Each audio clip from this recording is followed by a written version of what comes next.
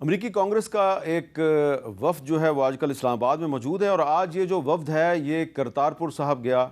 کل اس وفد نے army chief general Asim Munir سے ملاقات کی تھی، اور آج یہ وفد جو ہے یہ کرتارپور گیا، اور کرتارپور میں اس وفد جو نے وہاں پہ جو سکھ یاتری آئے ہوئے ہیں ان سے ملاقات کی۔ اس سال جو ویساکھی کا میلہ ہے اس میں 6,500 سے زیادہ جو انڈین سکھ ہیں ان کو ویزے ایشو کیے گئے ہیں، اور ان کی بڑی تعداد جو ہے وہ کرتارپور صاحب میں موجود تھی، اور یہاں پہ اس وفد کو لے کے گئے وزیر داخلہ محسن نقوی صاحب۔ دوسری طرف اسلام آباد میں یورپی پارلیمنٹ کا ایک وفد بھی موجود ہے، اور یہ جو یورپی پارلیمنٹ کا وفد ہے اس میں بہت سے ممبر شامل ہیں جن کا تعلق مختلف یورپی ممالک کے ساتھ ہے، اور آج جو یورپی یونین ہے اس کی جو پاکستان میں ایمبیسی ہے اس نے باقاعدہ بتایا ہے کہ a warm welcome to the European members of the parliament visiting Pakistan led by Sarbaran Surdasaza and joined by others, and اس کے علاوہ انہوں نے کہا کہ the European Parliament is the legislative body with members directly elected by the citizens from 27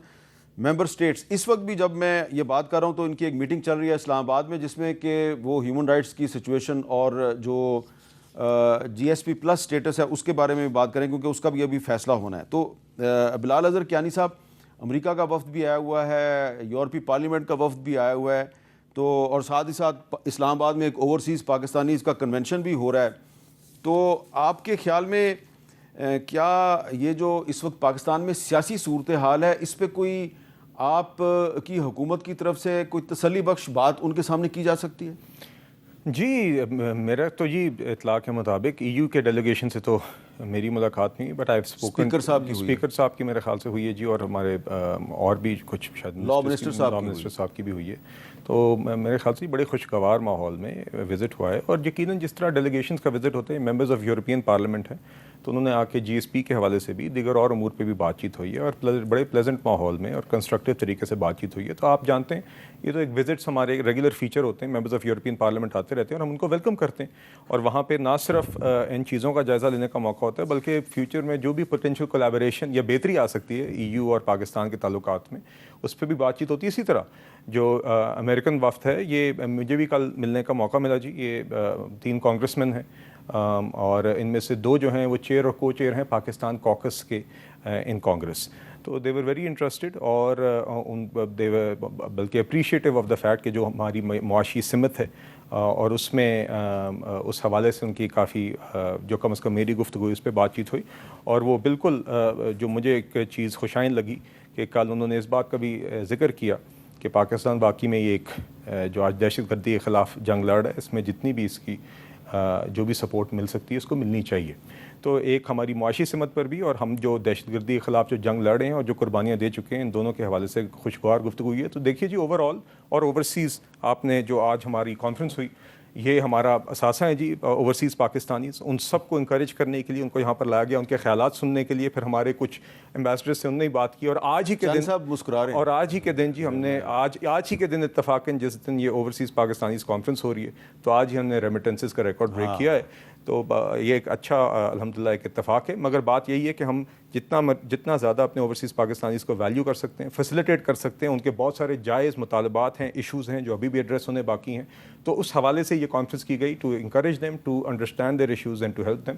تو انشاءاللہ یہ سلسلہ بھی جاری رہے گا۔ تو چند صاحب میں اب سوال نہیں کرتا، میں صرف یہ پوچھوں گا آپ مسکرا کیوں رہے ہیں؟ جب میں اپنے بلال بھائی کی میری نیک خواہشات ہیں، اللہ کرے جو ان کے بیان ہے وہ ساری چیزیں سچ ثابت ہوں، لیکن پاکستان کی تاریخ میں ایک پہلی دفعہ ایک نیا ریکارڈ قائم ہوا ہے۔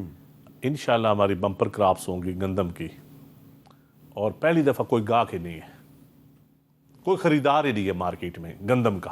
وجہ کسان بیچنا چاہتا ہے، خرید ہی کوئی نہیں رہا۔ 2,000 روپیہ ریٹ ہو گیا، 2,200 2,000۔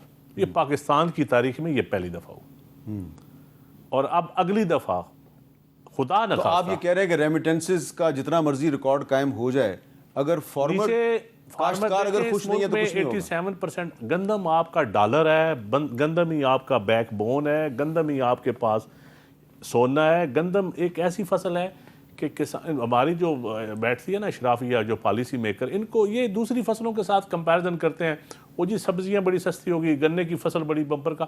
گندم اور چاول یہ آپ کی بیک بون ہے کسی ہمارے ملک کی. جب گندم کسان کاشت کرنا چھوڑ جائے گا یا اس کو بکے گی نہیں تو وہ نہ بیٹیوں کی شادی کر آپ کے علاقے میں واقعی کسان گندم کاشت کرنا چھوڑ رہا ہے؟ چھوڑ. اگلی دفعہ خدا نہ خواستہ اگر یہی حال جو اب برا ہے تو اگلی دفعہ ان کو 2-3 کھرب کی گندم باہر سے منگوانی پڑے گی. خرب پہلے 2 کھرب کا ریکارڈ ہے، اس سے بھی بڑھے گا، کیونکہ جب کسان کی گندم بکے گی نہیں. اس سے پہلے ایک سبزیاں آپ کو پاکستان کی تاریخ میں اتنی سستی نہیں، ہم نے وہ پنجابی جگہ گوبھی مال ڈنگر کھانا بھی چھٹ گیا. اور گندم کی آپ کمپیریزن کریں انڈیا کے ساتھ، کمپیریزن کریں آپ دوسرے ممالک کے ساتھ، اپنی یوٹیلٹی جتنی ہماری ان پٹس ہیں اس کی prices, urea, D A P, tractor, diesel, بجلی، اس کی پرائسز کمپیریزن کریں اور پھر جو ہماری فصل ہوتی ہے پھر اس کی کمپیریزن. آج کل سوشل میڈیا چل رہا ہے کہ ایک پیزے کی قیمت 1 من گندم کے برابر. اتنے میں ایک پیزا ملتا ہے اسلام آباد میں، اتنے میں 1 من گندم 40 kg گندم مل جاتی ہے 2200 روپے میں. 2200 روپے میں.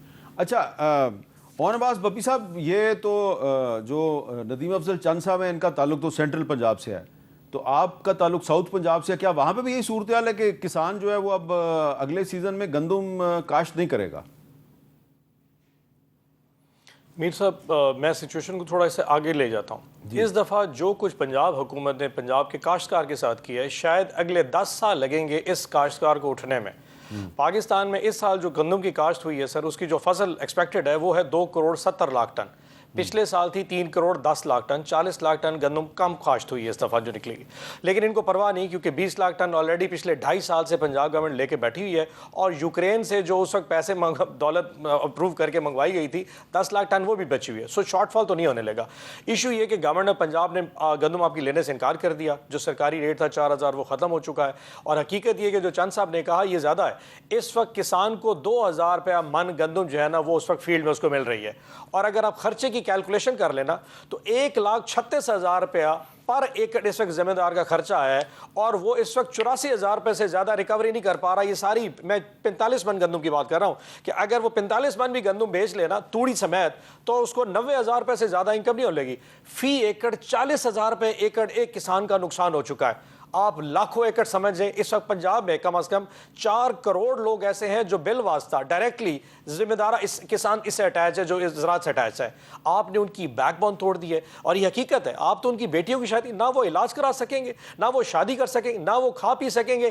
ہاں آج بھی دیکھ لیں تو بسکٹ کا پیکٹ آج بھی 150 روپے کا ہے، ڈبل روٹی آج بھی 150 روپے کی ہے، پیزا آج بھی 2200 روپے کا ہے. لیکن کسان کی گندم جو 5,000 من میں بکتی تھی آج 2,000.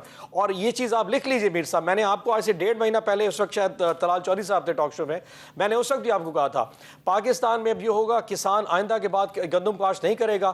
یہی لوگ اپروو کریں گے جی باہر سے آپ گندم امپورٹ کر لیں. یہی یوکرین سے گندم آئے، اربوں خربوں ڈالرز آپ فارن ایکسچینج میں خرچ کر کے وہ باہر سے منگوا لیں گے یوکرین اور رشیا گندم. لیکن آپ پنجاب کے کسان کو ماریں گے کیونکہ آپ کا مائنڈ سیٹ ہے. کیونکہ حکومت ان لوگوں کی ووٹوں سے تو نہیں آنی، ان عوامی نمائندوں نے ووٹ لے کے تو آئے نہیں ہیں. یہ تو یقیناً رحم کے اس نتیجے میں وہ they are the blessed ones. سو ان لوگوں کو مار دینے میں کوئی پرواہ نہیں ہے. اس لیے جو پنجاب میں صاف ستھرا پنجاب جو کر لے، پنجاب کا کسان برباد اور لٹ چکا ہے. اور یقین کریں لوگ جھولی اٹھا کے بد دعائیں دے رہے ہیں. یہ اکانومی کی بات کرتے ہیں. آپ کی سروس انڈسٹری بند ہو چکی ہے، آپ کی ٹیکسٹائلز بند ہو چکی ہیں، آپ کی کنسٹرکشن انڈسٹری بند ہے، آپ کی ریل اسٹیٹ بند ہو چکی ہے. ایک صرف وہ 4 ارب ڈالر ریمیٹنس سے آ کے بار بار ٹرمپ کرتے جی 4 ارب ڈالر آ گئے، کسان ختم، ہر چیز ختم. لیکن ہمیں کہتے جی اکانومی بڑی زبردست جا رہی ہے. اکانومی نہیں جا رہی. آپ کی حکومت کو جن لوگوں نے سوال کر رکھا ہے بس وہی چل رہی ہے، باقی اس حکومت میں کچھ نہیں ہے. جی اس کا کیا جواب دیں گے آپ؟ دیکھیے دکھ ہی پی ٹی آئی کو اس بات کا ہے کہ معیشت سنبھل رہی ہے. یہ تو دکھ ہے نا، چونکہ انہوں نے ساری کوششیں کی. آپ دیکھ لیجئے خطوط IMF کو، تیمور جھگڑا صاحب کی اور شوکت ترین صاحب کی کال دیکھ لیں، مطلب کہ کون سی حد نہیں چھوڑی انہوں نے کہ ملک ڈیفالٹ کر جائے. اور وہ ساری کوششیں ناکام ہو گئی ہیں. تو آج درد تو ہوگا. اور آج یہ جو مرضی کہہ لیں اور ان کے لوگ جو مرضی کہہ لیں، بین الاقوامی سطح پر ہم تو نہیں صرف کہہ رہے، بین الاقوامی سطح پر بھی یہ چیز مانی جا رہی ہے کہ معیشت ہماری سنبھل رہی ہے. کیا سفر طے ہو گیا ہے؟ کیا سفر باقی ہے؟ سفر بالکل باقی ہے، بہت ابھی آگے مراحل ہیں، مگر جتنی بہتری اس وقت میں آ سکتی تھی وہ آئی ہے، اور وہ اکنامک انڈیکیٹرز میں بھی نظر آ رہی ہے. اور ہم پرائم منسٹر ریگولرلی، چاہے وہ چیمبرز کے لوگ ہوں، کاروباری لوگ ہوں، انڈسٹریلسٹ ہوں، سب سے مل رہے ہیں، وہ اس چیز کو اپریشیٹ کر رہے ہیں. ہاں، اور مسائل کیا ہیں بالکل ہیں، وہ سامنے لاتے بھی، اور ہم اس کی بھی بہتری کی طرف کام کر رہے ہیں. مگر دیکھیے، چاہے آپ کو پسند ہو یا نا پسند ہو، ریکارڈ مہنگائی کی شرح جو ریکارڈ لو تک ہم لے کے آئے ہیں. لیکن آج گورنر اسٹیٹ بینک نے کہا کہ اگلے مہینے سے مہنگائی اوپر بھی جائے گی. میں سر آپ کو بتاتا ہوں، 0.7% تک مہنگائی ہم لے کے آئے. کوئی 38% پہ آپ کو پتہ تھی. بجلی کے نرخوں میں ہم نے ابھی کمی اعلان کیا، اور اس کا میں عملی طور پہ 2 مثالیں صرف، کیونکہ آپ کی سب سے بڑی ویورشپ ہے، کہ جو صارف 200 یونٹ بجلی استعمال کرتا ہے اس کو اگلے بل کے اندر 1200 روپے سے زائد کی کمی نظر آئے گی. جو صارف 400 یونٹ بجلی استعمال کرتا ہے اس کو 2900-3000 روپے کی کمی نظر آئے گی. یہ عملی طور پہ ہم نے قیمتیں کم کی ہیں. تو انشاءاللہ اسی طرح آگے مزید بہتری آتی رہے گی. دیکھیے، جہاں تک کسانوں کی بات ہے تو ہم نے ونس اگین جس طریقے سے اس پنجاب حکومت نے کسان کارڈ کا اجرا کیا اور ڈائریکٹلی مدد کسانوں کو پہنچائی، تاکہ وہ کہیں پہ بھی ریڈ ٹیپ کا شکار نہ ہو، ان کے ہاتھ میں کارڈ ہو جس میں ان کے پاس وسائل ہوں جس کو وہ استعمال کر سکیں. یہ صرف ایک عمل ہے. تو باقی انشاءاللہ جی، چاہے وہ کسان ہو اور چاہے وہ وفاقی حکومت ہو یا صوبائی حکومت ہو، ہم یہ اکنامک ریلیف کا بھی اور یہ سلسلہ جاری رکھیں گے. جہاں تک بات دعووں کی ہے، چونکہ میرے بھائیوں نے ایک دعویٰ کیا، انہوں نے کہا جی میں نے 1.5 سال پہلے ایک دعویٰ کیا تھا. تو آپ کو یاد ہے ایک دعویٰ اکتوبر 2024 کے اینڈ تک پنجاب حکومت کے اختتام کے متعلق بھی کیا گیا تھا اور دہرایا گیا تھا. تو اس لیے دعووں پہ میرے خیال سے یا پیشن گوئیوں پہ ہم خیر وہ بات بڑی کریں. پرانی ہو گئی ہے، لیکن اون عباس وفی صاحب اگر اس کا جواب دے دیں تو پھر میں بریک لے لوں.